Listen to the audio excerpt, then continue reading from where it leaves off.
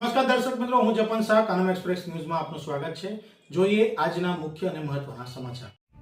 અંકલેશ્વરમાં રેસિડેન્શિયલ વિસ્તારમાં ચાલતી હોમ બેઝ ડ્રગ્સ ફેક્ટરીનો પર્દાફાશ, ડીઆરઆઈનું સંયુક્ત ઓપરેશન। ગડખોલ ગામની ભાવના ફાર્મ સોસાયટીના ભાડાના મકાનમાંથી એમડી ડ્રગ્સ અને ડ્રગ્સ બનાવવા વપરાતા કેમિકલોનો મોટો જથ્થો ઝડપાયો હોવાની ચર્ચા સામે।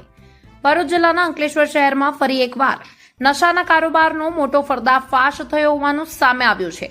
અંકલેશ્વરના ગડખોલ ગામ સ્થિત ભાવના ફાર્મ સોસાયટીમાં આવેલ એક ભાડાના મકાનમાં ચાલતી હોમ બેઝ ડ્રગ્સ ફેક્ટરી પર દિલ્હી અને સુરત ડીઆરઆઈની ટીમે સંયુક્ત ઓપરેશન હાથ ધરી દરોડો પાડ્યો હતો।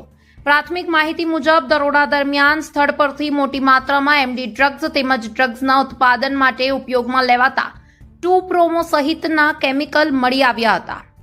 આ માહિતી સામે આવી રહી છે કે રહેણાંક વિસ્તારમાં ગેરકાયદેસર રીતે ડ્રગ્સનું ઉત્પાદન થતું હોવાની માહિતી સામે ડીઆરઆઈએ ગુપ્ત બાતમીના આધારે કાર્યવાહી કરી હતી।